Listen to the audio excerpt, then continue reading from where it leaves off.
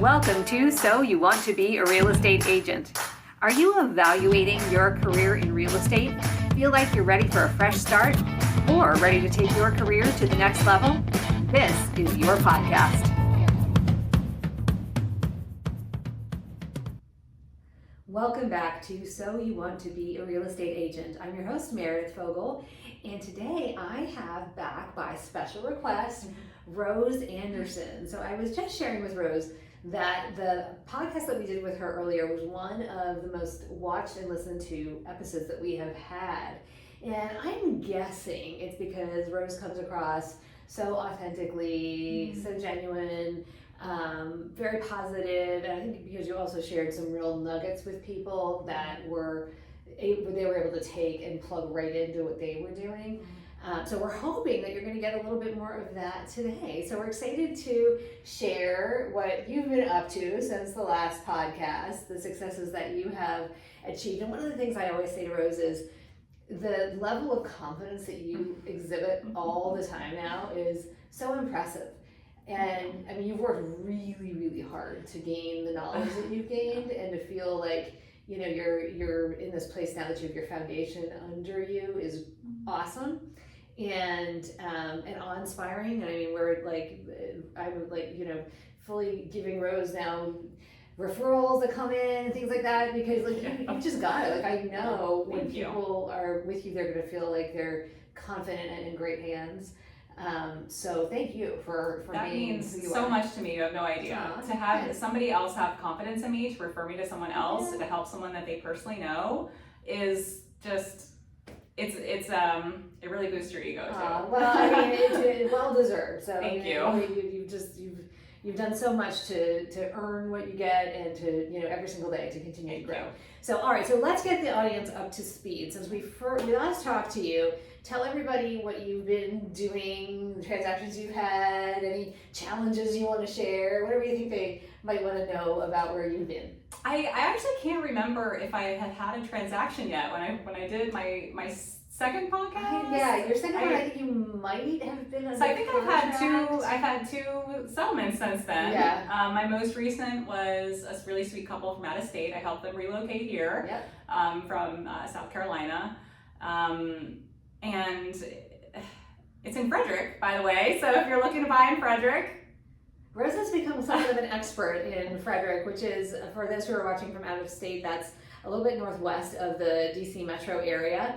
But it's become a really up and coming suburb and relatively close in with the sprawl that we've had.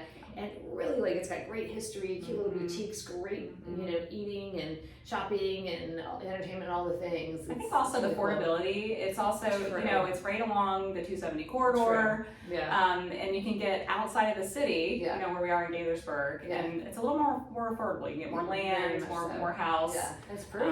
It's beautiful up there. It is, and it's really, there's a lot of small town feeling there. Very much so. Yeah. So, I'm actually helping another buyer right now.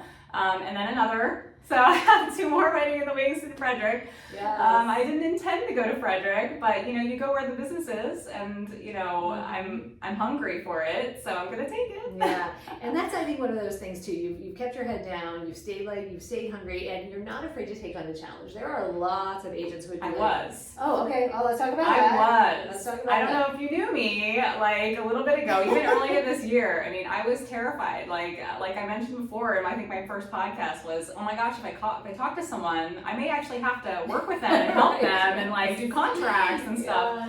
And it's I just did it once, just dove right in because I knew I had the assistance if I needed it, and just from there it just becomes easier. And I will say, Frederick does MAR contracts. They do Maryland Association of Realtor contracts. They don't do GCAR contracts. So that was a whole nother learning experience. And so now I have that under my belt, and the confidence just really explodes. When you do one thing and then you do it again, it does. Yeah, absolutely. And I think, as you learn more, you stretch yourself as well. So you learned a new geographic area, you learned a different contract, set of forms and contracts and all the nuances of those things.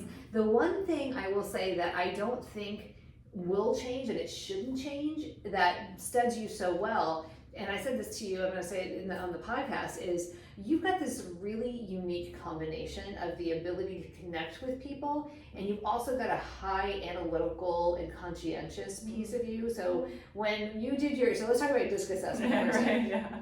The DISC assessment, we talked about on the show before, that is a personality assessment that gives you a kind of a broad strokes overview of your general personality traits. And the D is for dominance, the I is for influence, I think. Yeah. S is steadiness, C is conscientious. So typically, really successful salespeople are super high I's. So they're like extroverted, they like persuading people, they love chatting with people all day long.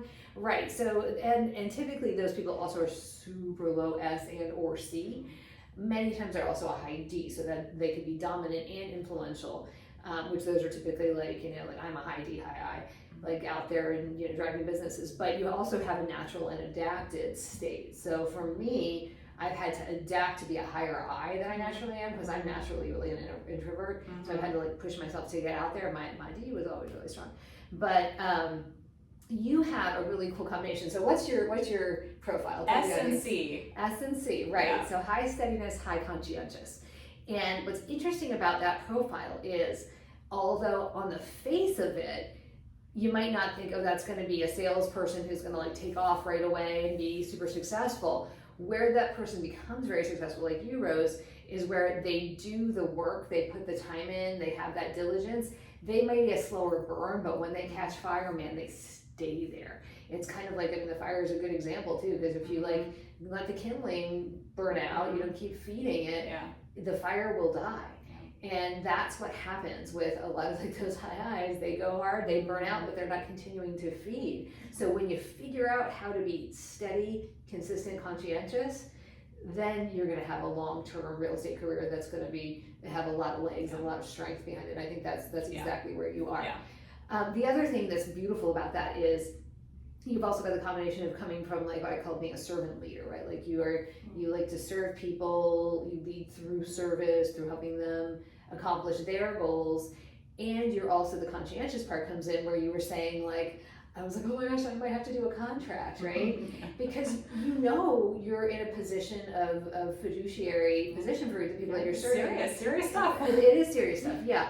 And that I hope will never go away, because that's the other end of the spectrum is the super high I who could not care less what the contract says and whether there's missing initials or signatures that create voidability until they get in hot I could water. not imagine being that person. No way. There are a lot of people like that.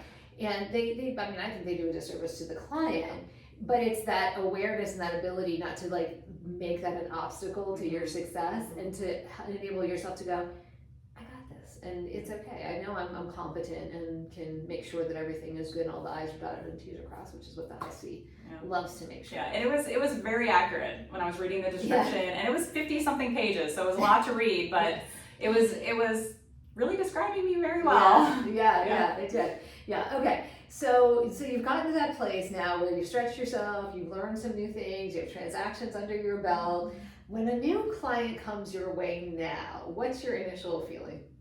Excitement. Good. I love it. I was hoping that was going to be the answer. And nerves are still there a little bit, but they're very much at the bottom now. Okay. I don't think I'll ever lose that nervousness about me, and I don't think I want to, because that kind of keeps me focused and it keeps me attention to detail, and I think it will serve me well. But it has to be lower on the totem pole for sure. Right. Yeah. That's good. Okay. And what have you been doing to ensure that you're staying?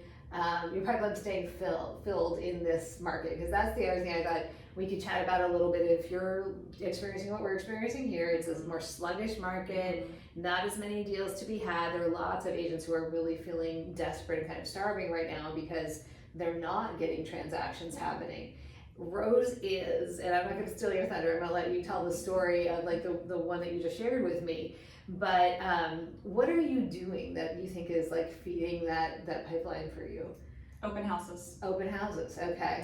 And your advice was spot on. Do every open house you possibly can. Yeah. And I struggle with my energy, so I know my limitations. Sometimes I can't do 2 open houses in a weekend, and I try to forgive myself because that's where I got my last buyer was Yeah. from an open house, Yep. and Yep. I probably list their house too. Yeah. So you just phone calls also, not just it's following up, and it's the F word, but really it's true. You have to call the people that you met at these open houses, and they came there for a reason. Yes. My initial hesitation to call these people all the time was I don't want to bother them, but they literally came to me Right. looking at this house and have questions about it or are curious. So like, of course I'm going to follow up with them. Like that's my job. I would not be doing my job if I did not call them and ask them if I could help them. Yeah. Or to see what they need. Yeah, I love that you're saying that. Yeah, there's an agent in the ecosystem, Tom Toole is his name, and he always uses this line. I follow him on Insta, yeah. So his line is, I would be a terrible realtor if I didn't,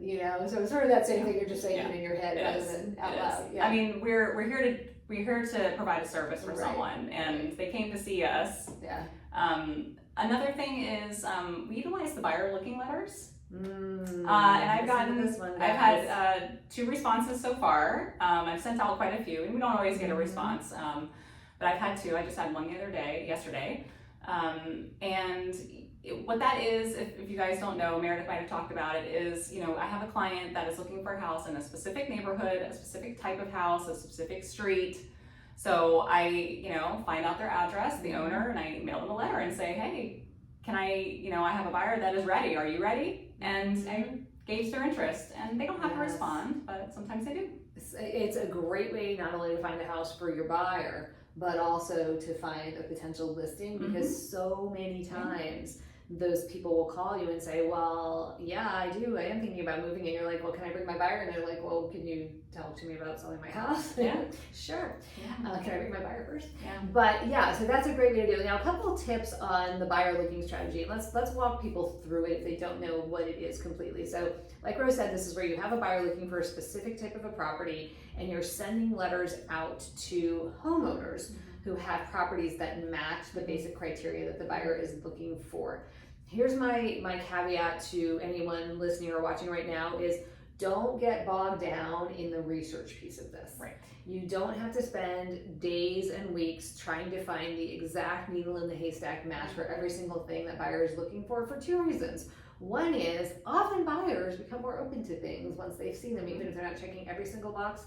2 is, with the strategy being what it is, you can get it done quickly and efficiently. And again, if it's not a perfect match for the buyer, you can always offer your services as a listing agent to the seller. However, you do want to be specific and personal, and that's what separates you, because there are lots of people who send a buyer looking letter out that is just a sales gimmick. And don't be a liar. Actually have a buyer. Yes. And I'm on a team, and we have lots of people on our team that have buyers that are looking for specific houses and areas. So it's not a lie. I know people in my office that are, have buyers. So it's just, don't be a liar. No, And a gentleman I talked to, he said, "All right, is this a scam?" And I laughed, and no, sir, it's not a scam. I promise you. And he mentioned that he gets a lot of these letters and phone calls all the time. People trying to sell your house for whatever. Yeah, and then what do you do with that? You're like, oh yeah. But to your point, I love that you said, with your team. So and here's the other pro tip on this.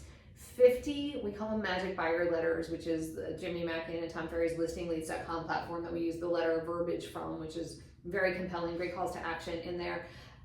But if you send 50 magic buyer letters a week, you're going to get traction. So if you want to systemize this and you want to get results, part of it is it's a bit of a numbers game, getting as many letters as you can in the mail.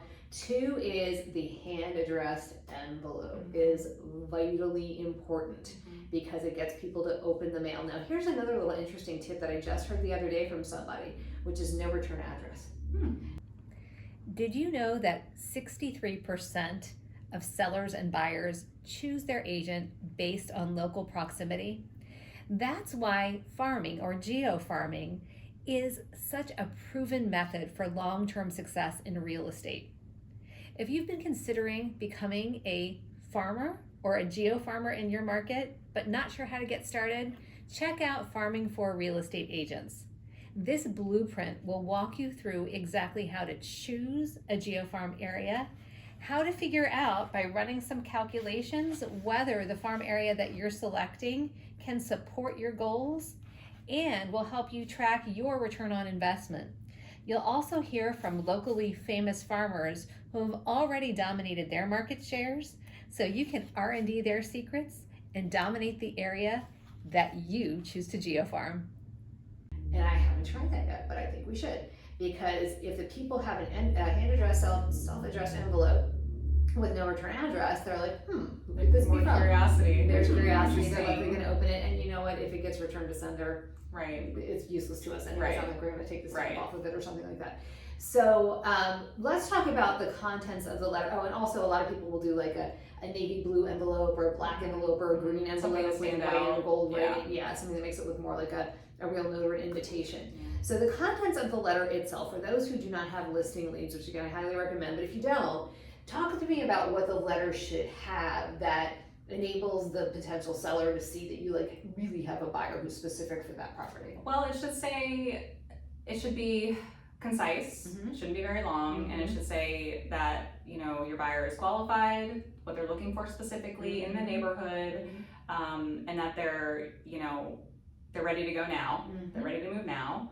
And if you've thought about selling anytime soon, let me know, I might have a buyer for you. And then also we offer a complimentary CMA, and that's what the response was last night. He just wanted the CMA, and I'm gonna follow up with him, and All right, I hope everybody heard that piece of it, because I have heard so many people be like, well, if I put the offer for the CMA in there, then they're going to think it's just a sales gimmick. No, they were appreciated. It's a PS at the bottom, by the way. Yes, bingo, that's what it needs to be. The body of the letter Right. is to the point, but the Yes. bottom is if you're not interested, I'd be happy to do this for you too. That's and amazing. honestly, I So love good. doing them with Yeah. CJ's new tool, OMG. I don't know if you told them about it. I don't It's, think so. I could just fawning That's a over whole it. other, whole other episode, thing. but it's a proprietary automated CMA tool that is not. It's just that we can't yet at least offer it to everybody. Although I do think CJ should like privatize it and probably sell it because it's pretty darn cool. But it's much more robust than your like usual just cloud CMA. It's an innovative tool that allows you to customize your CMA almost like an appraiser would do. Gets very specific. Anyway, another episode. And I would say one thing about CMAs, if you're doing CMAs, don't just do the automated ones that just give you random stuff, because I had a client I was working with, and another realtor sent her one, and it gave her a single family home, and she was looking for a townhouse in like the other side of like the city, and it was awful. So dig into the comps yourself. Just take your time. Agreed. Yeah. So, but again, note like having that offer in there. So you had a request, and then you also made an offer, which is great marketing. So what's beautiful about what you're doing is again like this consistency of strategy. The other thing I want to point out is if you don't have enough buyers that you are personally working with to get that 50 letters a week going, keep your ear to the ground for buyers other people are looking for in your team, in your brokerage, in your office. You can also use this strategy, and again, we don't want to be a liar about this, so I'm going to tell you how to catch it that you're not a liar. If there is a property in a neighborhood that you've either worked in or want to work in that has sold that had multiple offers on it, and then the buyer looking letter has just a little bit of a different spin saying that you might have heard your neighbor's home sold with competitive offers, meaning there are buyers looking, and then just go on with the rest of the flow from there, and you'll get results. Yeah. Awesome. I would also say follow them up with phone calls. They give it a week or so, give them a chance to read it, and then call them. So important. See if they read it. Absolutely. Yeah. Okay. What else are you doing to keep your pipeline full? Open houses, buyer looking letters. I guess I haven't been talking to my sphere a lot because I still, it's so weird. Like it's almost like, I talked about this on my first podcast, I think, the being nervous to tell everybody what I'm doing now. And it's easier to talk to strangers. And I never thought it would be that way, but it really, it is. I don't know. It must be a psychological thing with me. I can't be the only one that's like that, but. So you're here to tell people that you don't know about the fact that you're doing like I just started real estate, a few years ago. Let me sell your house, or let me help you buy a house. And they're like, I know you as this person like 20 years ago. But I'm slowly getting over that. Good. It's taking forever. I don't know. So when you have, let's say you have on your call list a sphere of influence member, and you have that, like, you look at the name, you're like, what gets you past that obstacle? Being authentic and just wanting to say hello, or how are you, or do you want to get coffee, or what's going on with your family? You know, instead of like asking for business, because I do not want to be that person. I'm going to look at the camera. I do not want to be that person. Yeah. I don't want to call you and tell you I want your business, but you're never going to. But I want you to know that I can help. That's the thing. So here's what I'm going to encourage you to do. We'll make this a little mini coaching session as well. Is keep doing what you're doing and make those calls and make it about that person, and think about ways that you could be a resource to that human being, and it doesn't have to be about real estate. Right. So you have multiple layers to you and multiple talents and multiple things that you bring to the table, and just a generous, caring heart besides that. So when people see that person, that's what you lead with, that's what builds the relationship and the trust that then becomes transactions. Now what's really cool is when you're talking to people now and they ask you, because if you're asking them questions, they're going to reciprocate by asking you questions back. Even if it's just like a simple "how are you," you can be like, I'm actually doing pretty great. I started my real estate career 3 years ago, and it's rolling along pretty well right now. In fact, I just closed whatever. And then think about like a story that you can tell as well. So in fact, I just helped a family relocate from the South Carolina area. They didn't know where to go. They were really at sea. They were a little bit of sticker shock about pricing here.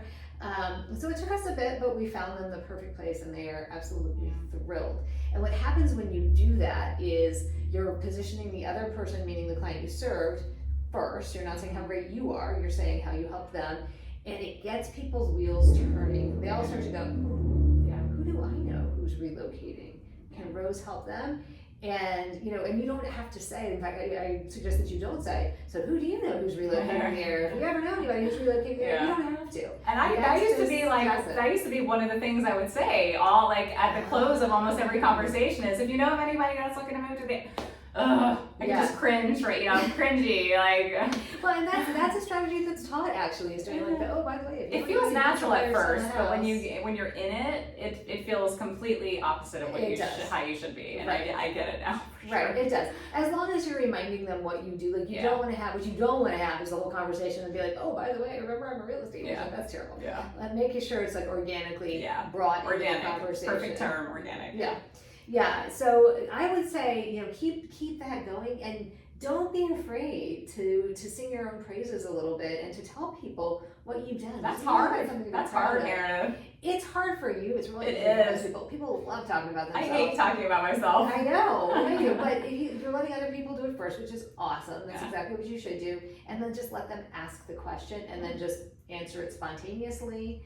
And then they'll be like, wow, that's amazing. Actually, I have somebody that I'm thinking of for you. And if they don't say it right then, you might get a text right afterwards. Or you'll get an email a day later where the person thinks about it. Or they might just call you. And you can always say, if you ever have any real estate related questions, I'm always here to help. People are so curious about what's happening in the market right now. Super casual, right? And truly just trying to be a resource for people, because that's what people want in a situation like this. Okay. Any advice for the agent who is struggling right now and maybe the market is moving slowly? What I hear a lot is, whereas there's lots of agents out there who have a vast roster of buyers that they're trying so hard to find houses for, and there's like nothing on the market or nothing that fits their needs, and some are doing the buyer looking letters. That's one of the things. How do you keep your buyers feeling close to you when there's not like a house that's imminent for them to purchase? Well, I guess frequent updates. Okay. I'm usually talking to my buyers every other day at least. Okay. Wow. But if I'm not, it's more once a week. Okay. But really, it's just an update of what I've done. Okay. I don't have a system yet, but it's more just like I call them up and I say, hey, Mr. X, I called 5 people today in the area you're looking in, but no bites yet, but I'm looking. I also sent a few letters out, and I tell them how many. I guess just checking in regularly. I love that. being communicative with your buyers and Yeah. with your sellers too, by the way, Yeah. is probably the single most important key to long-term success, because the minute that people think you forgot about them, they just bop to the next person, or you risk somebody going into an open house and building rapport with the agent that was there because they haven't talked to you recently. And I love what you said about I haven't built a system yet, and the yet piece being the operative word there, because we are going to be building this system. So we have a great seller support system. What we want is a great buyer support system too, especially with the way that agent compensation has changed, making sure that the buyer understands what the buyer's agent is being paid for, which includes all of the things that you are doing. So you're almost like running a marketing campaign to find the house for the buyer. Yes. And you've got to communicate that. Yeah. So being able to maybe, do a similar, what we do with the seller is like that end of the week video, and just want to let you know I'm keeping an eye, I'm going to previewing a few things over the weekend for you. I'll let you know if it's anything that you need to jump up and see right away. There are a couple things that I heard might be coming on the market next week. As soon as I get wind of dates for those, I will let you know. And then on maybe the Monday or the Tuesday, doing like a buyer update report. And perhaps that has, I sent this many letters out, I made this many phone calls, I previewed these properties, here's what I liked, here's what I didn't like, here's what I heard is coming on the market, here's what the interest rate is doing. Here's what the forecast is for inventory, whatever the days are. I've been doing that, but just, I usually try and pick a day, but I don't have like a system, so I've just been emailing, this is what I found this house, and I'll email them from the MLS, which is some of the listings. I mean, that's great. I think that's awesome. And then, but if you can systemize it, that's for sure. And then maybe, the next day or going into the weekend is the phone call where you're saying, just wanted to review, talk strategy a little bit, make sure that your goals remain the same. You want to move by this date, you're thinking this location. Is there anything else that's changed about the situation? Now the interest rates have ticked down a little bit. Does that give you any more buying power? Whatever. And then you just continue to flow that way. You rinse and repeat until you find the buyer of the house. They are never going to stray from you when you do that. Right. And they also will probably sing your praises to other buyers who feel at sea. They're like, I don't know, I signed a buyer. That's the hope, is I get a referral. Businesses, this type of business, I'm fairly new, but I feel like it runs on referrals for a lot of it. The core of the business and like the spin of the business into future business is absolutely built on referrals. 1,000%. Awesome. All right, Rose, anything else that you want to share? Any lessons you've learned, tips that you want to promote? Just the usual is to just do it scared, do it afraid, make your calls. We went from 25 a week, which was hard, which is so, it's just phone calls. Nobody really ever answers, one person might answer. But it was unbelievable how hard those phone calls can be. But so now I've 50 now a week. 50 calls, trying to do 50 a week, and we're held accountable for those, and I appreciate that. And I don't necessarily get scolded, but they definitely, Chris lets me know when I don't make my calls. But it's appreciated. I think everybody needs an accountability partner, and I'm lucky that I have a team. I have a whole team, and we're all accountable to each other, and it's great. Well, we're lucky to have you. Thank you. And as is our audience, lucky to have heard from you again today. Rose, thank you so much for being here, for sharing who you are, sharing your strategies. Hopefully the audience, you guys listening, have taken a couple of nuggets from Rose today, once again, that you guys can plug into your business. Rose, if people want to follow you on social media or reach out to you with any questions, what's the best way? Or should you do a referral? Frederick or anywhere in Maryland? Right, Frederick now. Where would people find you? Let's see, Instagram, I guess. It's Rose Anderson. I'm working on that handle, so forgive me for that. Rose at thelistrealty.com, my email. You can find me on the List Realty website. Wonderful. Good. And I do want to give one more little plug here to something that I don't think concentrated on enough. The client that you converted from an open house was a listing, guys. So pretty darn cool. So very, very well done there. We'll have to tell that story fully as it comes around. A listing and a buyer, so getting both sides of it. Wonderful. All right, Rose, thank you so much. Thanks. Congrats on your success, and thank you again for all you share. Thank you. Thank you for listening or watching. If you would leave us a review or a rating on the platform on which you are listening or watching, we would be so grateful. Feel free to send us suggestions for future shows, questions that you have about the real estate industry. And if you are watching on YouTube, we would love it if you would subscribe to our show. Thank you for being here. This has been So You Want to Be a Real Estate Agent. We'll see you next time.